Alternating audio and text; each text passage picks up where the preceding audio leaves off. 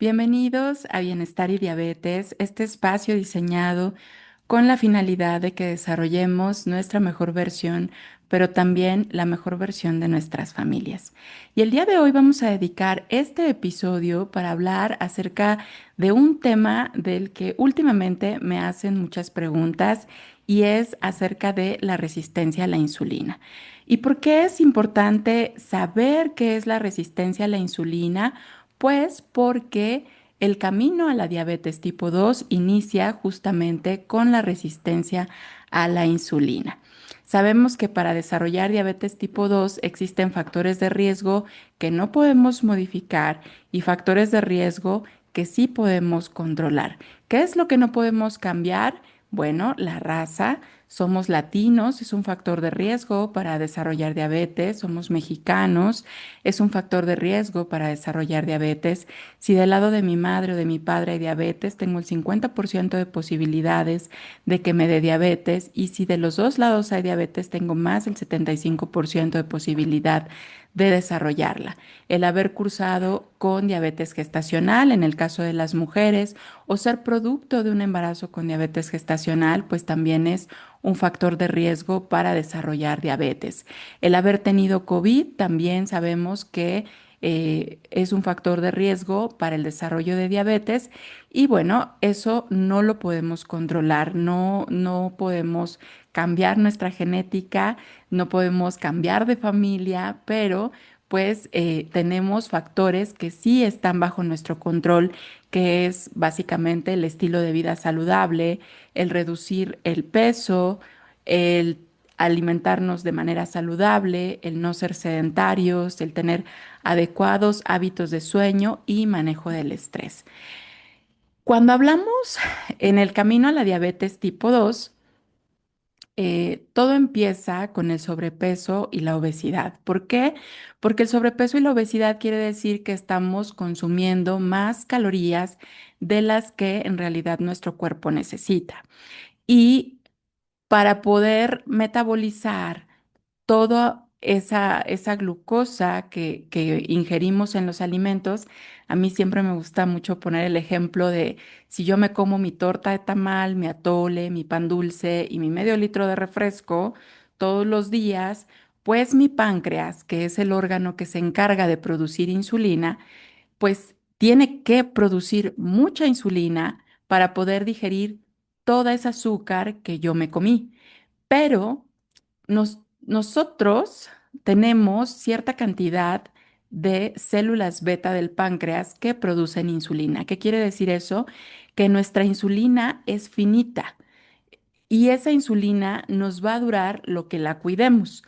Entonces, si yo tengo un alto contenido, una dieta con un alto contenido de azúcar, pues voy a necesitar una mayor cantidad de insulina para poder digerir toda esa azúcar que estamos consumiendo.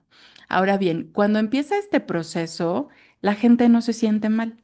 En realidad, la resistencia a la insulina puede durar muchos años asintomática, es decir, sin síntomas puesto de que no hay alguna señal físicamente que nos esté diciendo que hay resistencia a la insulina. Solamente cuando empieza a aparecer el sobrepeso, la obesidad, pues ya nos tiene que llamar esto la atención. ¿Y por qué es así? Porque el cuerpo es muy sabio y va a utilizar de todo eso que yo me comí la energía que necesite para cumplir las funciones básicas de nuestro cuerpo, pero el resto de azúcar no la va a tirar, nos haría un gran favor si la tirara, pero la realidad es que la guarda, la convierte en grasa, la convierte en triglicéridos y esos triglicéridos se van a el depósito y entonces empezamos a aumentar de peso. Y aquí nuestro páncreas puede estar haciendo un gran esfuerzo por mantener nuestros niveles de glucosa dentro de parámetros normales, que sabemos que eso es menos de 100 miligramos por decilitro en una glucosa de ayuno.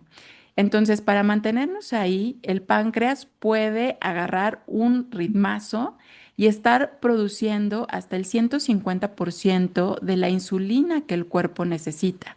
Y ese proceso puede durar por años. Creo que todos conocemos a alguna persona que tiene sobrepeso o que tiene obesidad y que siempre dice, no, pues si yo estoy gordito, como lo que quiero, no hago ejercicio y siempre que me hacen estudios siempre salgo bien. Ah, bueno, pues esa persona tiene resistencia a la insulina, está produciendo mucha insulina, porque además su cuerpo no la está aprovechando de manera adecuada. Y ahorita vamos a hablar el por qué. Entonces, la resistencia a la insulina justamente aparece cuando el cuerpo detecta que hay mucha glucosa en la sangre y sabe, nuestro cuerpo es tan sabio que sabe que si le abre la puerta a todo ese azúcar que hay en la sangre, dentro de las células va a producir toxinas que son dañinas para la propia célula y que pueden implicar la muerte celular. Entonces, lo que hace el cuerpo es decir no, principalmente en los tejidos que dependen de la insulina para poder ingresar la glucosa a las células. Y esos son los músculos, el tejido graso y el hígado. Son los tres tejidos o los tres órganos, porque el tejido graso ya se considera un órgano también, un órgano endocrino, porque produce hormonas y que de eso hablaremos en otra ocasión. Pero bueno, estos tejidos necesitan la insulina para que pueda entrar la glucosa a las células. Y es como si la insulina fuera una llave y estas células de los músculos, del tejido graso y del hígado tienen en su superficie unos receptores, que es decir, esos receptores cachan a la insulina y es como si fuera una chapa. Entonces, la insulina es la llave, el receptor es la chapa, abren la puerta y entra a las células esa glucosa. Pero el cuerpo tan sabio dice, no, si yo abro la puerta, aquí toda esa azúcar va a hacer toxinas y eso es letal para mí. Claro que no. Y lo que hace es bloquear las chapas para evitar que esa insulina pueda trabajar. Eso es la resistencia a la insulina.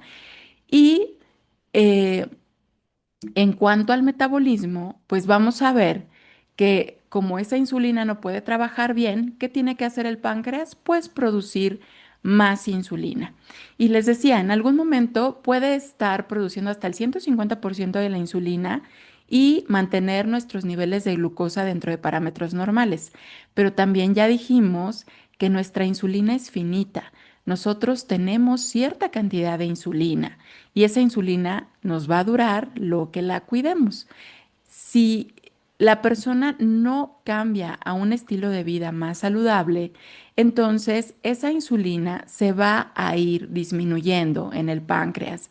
Y cuando ya se está produciendo aproximadamente un 70% de la insulina que el cuerpo necesita, empiezan a elevarse los niveles de glucosa en sangre, es decir, empiezan a aparecer glucosas entre 100 y 125.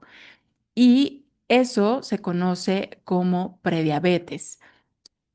Y desde la prediabetes aparece la resistencia a la insulina, este mecanismo que les comento en donde la célula no permite que entre la glucosa es porque ya está detectando niveles de 100 o más de glucosa en la sangre.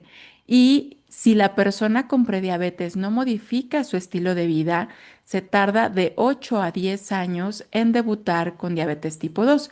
Pero muchas veces no sabemos por qué, o más bien, no sabemos cuánto tiempo lleva la persona con esta alteración en sus niveles de glucosa, con esta resistencia a la insulina. Y a veces me ha tocado ver pacientes que traen sus laboratorios y decimos tiene prediabetes y vuelve a los 6 meses y ya tiene cifras de diabetes. Es muy importante el estilo de vida en todo esto, porque la única forma de hacer que nuestro páncreas se relaje, que deje de producir tanta insulina, es modificando nuestra alimentación, pero también incorporando el ejercicio en nuestra vida, porque el ejercicio permite que las células que dependen de insulina, el músculo, el tejido graso y el hígado sean más sensibles a la acción de la insulina.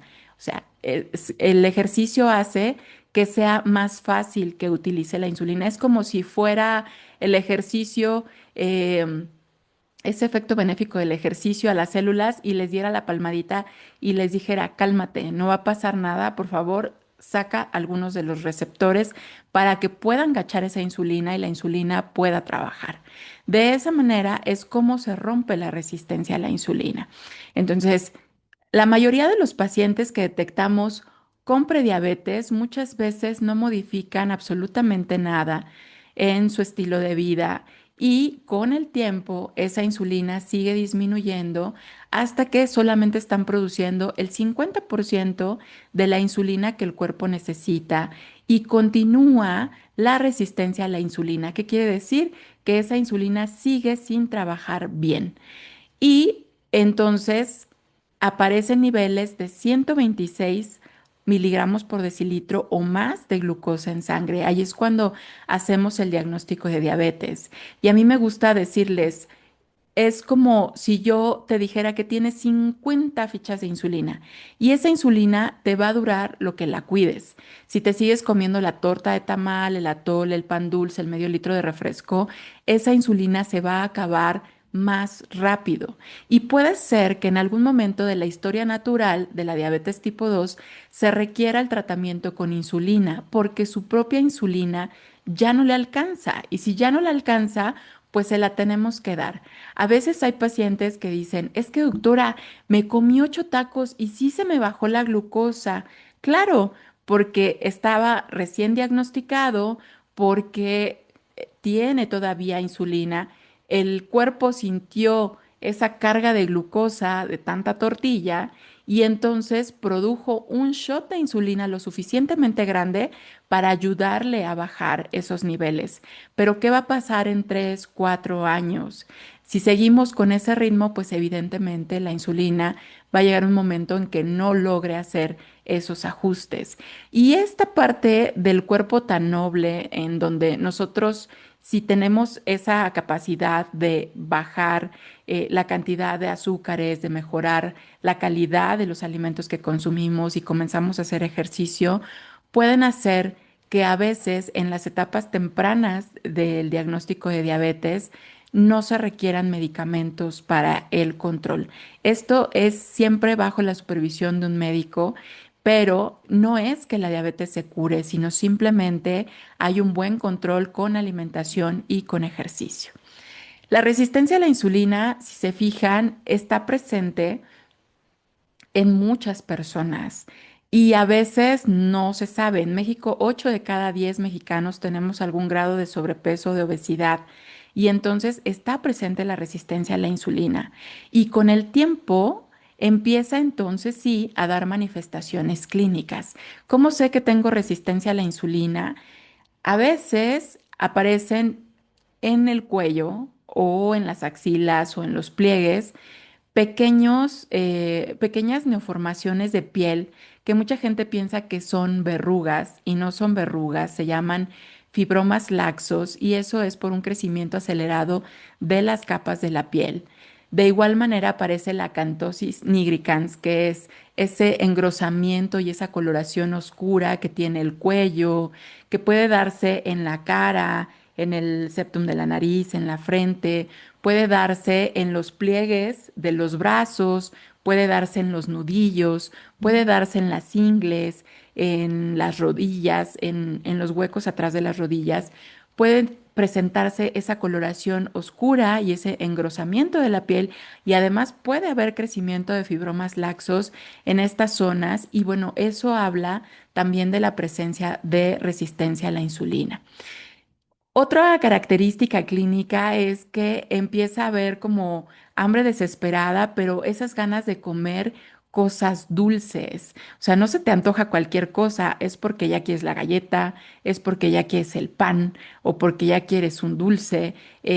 se te antojan verdaderamente cosas dulces y a veces es un reflejo que muchas personas, si no hacen consciente que es resistencia a la insulina, pues simplemente lo ven como algo cotidiano en la vida y empiezan a creer esa parte de es que yo a estas horas necesito comer algo dulce.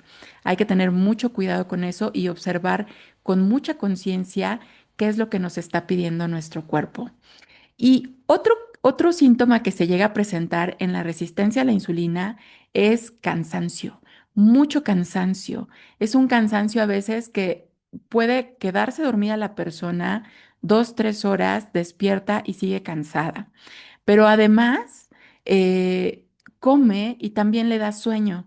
En México le llamamos el mal del puerco, ¿no? Eso de que terminas de comer y te quieres ir a dormir, cuando en realidad lo que debería de hacer la persona es salirse a caminar para activar justamente a través del ejercicio los receptores de insulina y en lugar de tener toda esa glucosa nadando en la sangre, pues que pueda ser utilizada sensibilizando un poco los tejidos eh, que son dependientes de insulina y que requieren del trabajo de la insulina para que pueda quitarse esa glucosa de la sangre, se utilice como fuente de energía y se deposite. Acuérdense que nuestro gran depósito de glucosa es el músculo y si no tenemos músculo, pues va a ser más probable que empiecen a elevarse nuestros niveles de glucosa en sangre. Y pues el tejido graso, ya sabemos que es el que guarda el exceso, todo el exceso de azúcar que nos comemos se va a convertir en grasa y va a depositarse a nuestro tejido graso. Espero que este episodio les haya servido para entender qué es la resistencia a la insulina. Me va a dar mucho gusto que me dejen sus comentarios y sobre todo que también me digan si quieren que hablemos de algún tema en específico. Y por supuesto, les agradezco como siempre que me ayuden a compartir esta información con alguien que ustedes crean que le puede servir, pero también pues que eso me permite llegar a más personas. Les mando un abrazo con mucho cariño, les agradezco nuevamente que me acompañen en ese espacio y pues nos vemos en el siguiente episodio.